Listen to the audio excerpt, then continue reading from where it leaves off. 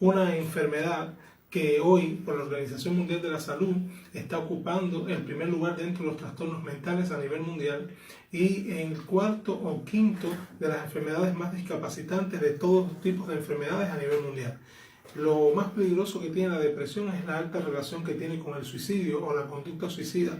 En México, por ejemplo, hoy el suicidio ocupa la segunda causa de muerte después de los accidentes de tránsito en adolescentes y en adultos jóvenes de 15 a 24 años.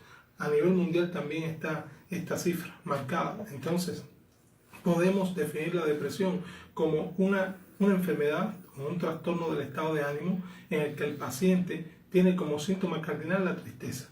A veces hay un paciente que se siente triste, pero no se imagina que puede estar deprimido.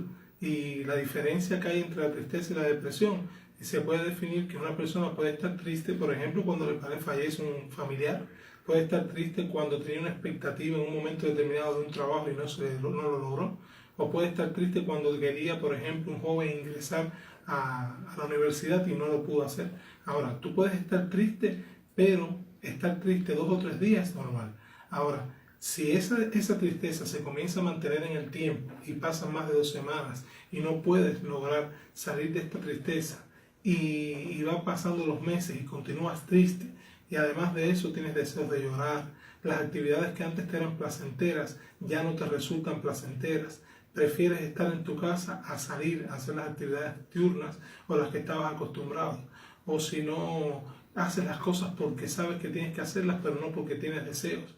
Y aparece cada día más una apatía ante las cosas que normalmente te gustaban realizar. Hay que pensar que un paciente puede estar deprimido. Esa es una señal. Esa es una señal. A veces otras señales son, por ejemplo, un paciente no tiene muchos de estos síntomas que sean evidentes, pero te das cuenta, por ejemplo, que comienza a llegar tarde al trabajo, o si no, se comienza a despertar horas antes de lo acostumbrado. Un paciente que se despierta normalmente 7 de la mañana, comienza a despertarse a las 5 de la mañana y cuando comienzas a revisar y profundizar en si está estresado o tiene otras preocupaciones, aparentemente te dice que no, pero uno tiene que pensar en la posibilidad que tiene una depresión. A veces hay enfermedades somáticas también, sobre todo las enfermedades relacionadas con los huesos, los músculos, las cefaleas, sobre todo las cefaleas tensionales que ocupan dolores de cabeza en la sien, en la región frontal, en la región occipital, te pueden llevar también, pueden ser síntomas que te pueden estar orientando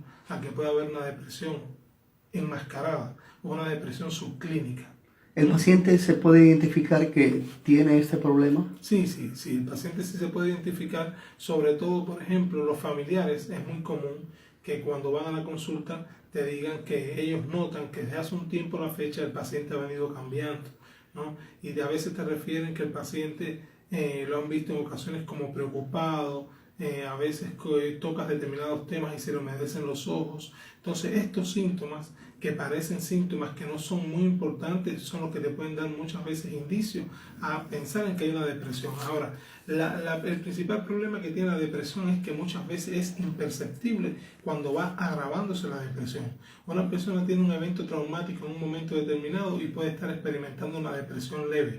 En la depresión leve el paciente tiene la tristeza, tiene pérdida de energía vital y sobre todo puede tener algún o que otro síntoma, pero no aparece la ideación suicida. E incluso la depresión leve lo que está orientado es que nunca se debe tratar con medicación, solamente con tratamiento psicoterapéutico. Pero cuando ya esa depresión comienza a extenderse en el tiempo y además de esto se le empieza a añadir lo que estábamos hablando, los deseos de llorar fácilmente, el deseo de hacer las actividades que antes hacía han disminuido, aparece disminución de la libido sexual, aparece también pérdida del apetito. Ya tenemos que pensar que esta depresión se está agravando y pensar en la posibilidad de una depresión moderada. Y si aparecen ya ideaciones suicidas, hay que pensar en que hay una depresión grave. ¿Estamos hablando de 3 tipos de depresión? Sí, estamos hablando, son específicamente, se describen 4 tipos. Se describe la depresión leve, la depresión moderada, la grave sin síntomas psicóticos y la grave con síntomas psicóticos, que ya es cuando el paciente tiene una pérdida parcial o total del contacto con la realidad. O sea, estamos hablando de un cuadro de locura transitorio, pero que cursa con síntomas depresivos, y aquí la intencionalidad suicida y llegar al suicidio es mayor. Por ejemplo, hablando de depresión, hoy tenemos un problema tremendo que yo pienso que eso nos puede ocupar un programa para eso nada más, que es la depresión en la adolescencia, porque hoy estamos viendo que está existiendo el síndrome de Cutting. Y el síndrome de Cutting, donde el adolescente muchas veces se corta, los padres y los adultos piensan que siempre es llamando la atención, y es un error. O sea, el problema aquí está en que ya hay muchos adolescentes que han aprendido a aliviar lo que sienten y las afectaciones emocionales que tienen a través del dolor. Y ya esto está siendo un problema serio. ¿Por qué? Porque aún siendo un llamado de atención, el problema no está en que llamen la atención al adolescente o no, sino en que ya han aprendido un mecanismo patológico para resolver un problema. Y por esa situación un día se pueden matar. Un día pueden llegar a un suicidio. No es el primer adolescente que intentando hacer un síndrome de Cutting, incluso a veces hasta para llamar la atención, se secciona una vena y empieza a sangrar y muere de un shock hipovolémico, ¿no? Entonces, tenemos que estar siempre, tener siempre presente que en estos tiempos donde hay tanto estrés, donde las personas cada día quieren tratar de luchar más por tener mejores expectativas de vida, pero donde hay tanto desempleo, donde hay menos posibilidades muchas veces incluso para las personas de menos recursos, tenemos que pensar que la depresión puede tenerla cualquier persona. Yo conozco hoy personas que están yendo al trabajo, que tienen sus amistades, que se están riendo todos los días, que un día debutan con un cuadro de depresión que no se paran ni de la cama. Y no es la primera persona que nos hemos enterado que se ha suicidado de un día para otro, ¿no? Y que una persona, pero si él estaba bien, si hasta ayer yo lo vi, estuve conversando con él y se suicidó. Entonces, tenemos que pensar incluso no solo que la depresión como enfermedad cursa sola. La depresión es una enfermedad que acompaña muchos cuadros. Por ejemplo, las enfermedades crónicas no transmisibles, muchas veces como las hipertensiones arteriales, la diabetes mellitus, el lupus eritematoso, enfermedades como el cáncer, el VIH, enfermedades de otros tipos que también son físicas, siempre van acompañadas de la depresión. El Parkinson se acompaña de depresión importante. Entonces, asimismo, podemos añadir que hay muchas patologías como el trastorno afectivo bipolar, como las esquizofrenias. Estamos hablando ya de trastornos mentales graves. Cursan con depresión y son enfermedades que llevan a un paciente al suicidio. Hoy, en estos mismos días estaba escuchando yo noticias de personas célebres a nivel mundial que han sido multimillonarios que se han suicidado. Caen en una depresión. Claro, y se han suicidado, y algunas lo que se ve aparentemente es que son, por ejemplo, protagonistas de películas, actores con un alto nivel de vida, sin embargo tienen una adicción a drogas, por ejemplo, no se sabe, y la misma adicción a drogas va acompañado de depresiones importantes, pero además de distimias, que es un trastorno depresivo persistente que no se ve aparentemente, pero que el paciente ya pierde el sentido de vivir. Y asimismo está el trastorno afectivo bipolar, están las esquizofrenias, como había nombrado, y otros trastornos, los mismos trastornos de ansiedad que son tan frecuentes. Cuando el paciente ya lleva mucho tiempo con un trastorno de ansiedad que no logra resolver, el síntoma de tristeza aparece, y a partir de ahí aparece una depresión asociada a la ansiedad. Todo esto tiene un tratamiento. Todo esto tiene un tratamiento. Los tratamientos deben ser abordados, como mismo lo hemos hablado siempre, que tienen que ser los tres pilares: biológico, psicológico y psicosocial.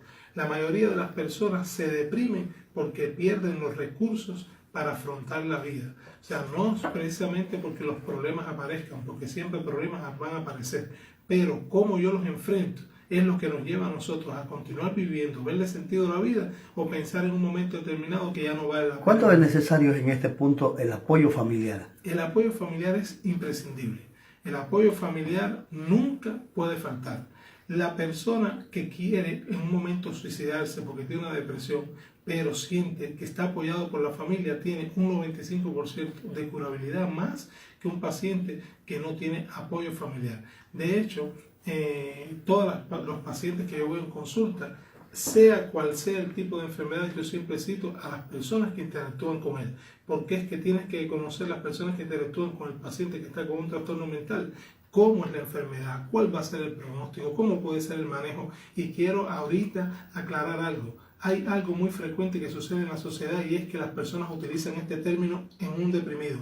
pon de tu parte. Eso nunca se puede decir a un deprimido. Primero, porque el deprimido tiene afectada la esfera de la voluntad y lo primero que no puede hacer es poner de su parte. Si él pudiera hacerlo, ya lo resolvía. No hay ninguna literatura internacional que permita que se utilice este término, y lo que se crea es un estrés en el paciente, primero porque el paciente no quiere estar así. Cuando le dice que ponga de su parte, se le crea un estrés porque no cumple las expectativas de vida que quiere cumplir para las personas que ama, y entonces esto lo que genera es que el paciente comience con sentimientos de culpa y experimente que es una carga para las personas que están alrededor y le ahonda mucho y más el agrava problema. mucho más la depresión. Entonces nunca le podemos decir a un paciente porque duerme, porque solamente quiere estar acostado, si tiene una depresión, que ponga de su parte, porque eso lo que hace es agravar mucho más la depresión. Doctor, cuando hay una depresión muy grave, ¿son actos inconscientes ya cuando se llega a jugar con la vida? Son actos inconscientes. De hecho, el paciente cuando está deprimido y tiene una depresión grave, no puede controlar la mayoría de los actos que hace. A todas las personas nos gusta alimentarnos porque alimentarse es un placer y es muy bueno degustar una buena comida. Cuando un paciente se pasa días sin comer, debemos asumir que el paciente no puede. O sea, no es porque no quiere, sino porque no puede. Y es bien grave porque por esto mismo que hemos estado hablando anteriormente, porque el paciente siente que es una carga para la familia y para la sociedad y llega un momento que pierde el sentido de vivir.